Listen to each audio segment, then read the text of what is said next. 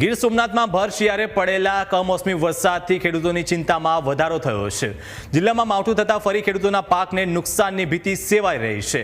ખાસ કરી શિયાળુ પાકને વરસાદથી ભારે નુકસાન થશે। ખેડૂતોના ઘઉં અને જુવાર જેવા પાકોને આ સમયે હલકો ભેજ જરૂરી હોય છે, પરંતુ વધુ વરસાદ થાય તો પાક માટે ઘાતક સાબિત થઈ શકે છે। ખેડૂતોનું કહેવું છે કે જો ફરી માવઠું પડશે તો ભારે નુકસાન સહન કરવું પડશે।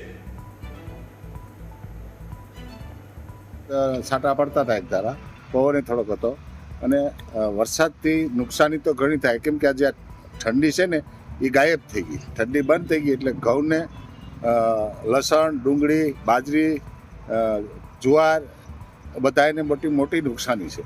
અને એ પછી પાછો વરસાદ થાય તો વરસાદ ભેગો પડે એટલે પવન હોય તો બાજરી ઘઉંને ઢાળી દે અને એની નુકસાની બહુ મોટી થાય।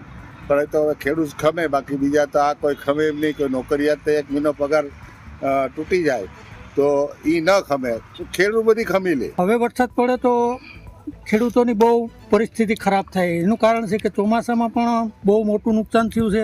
હવે આ પાછો કમોસમી વરસાદ આવે તો પાછું ખેડૂતોને પડ્યા ઉપર પાટું એના જેવું થાય, કારણ કે હવે પાક અત્યારે ફૂલ ઉપર છે, ઘઉં નીંગલી ગયા છે અને વરસાદ થાય તો ઢળે અને ચણામાં, બાજરામાં બધી વસ્તુમાં પુષ્કળ પ્રમાણમાં નુકસાન થાય એમ છે।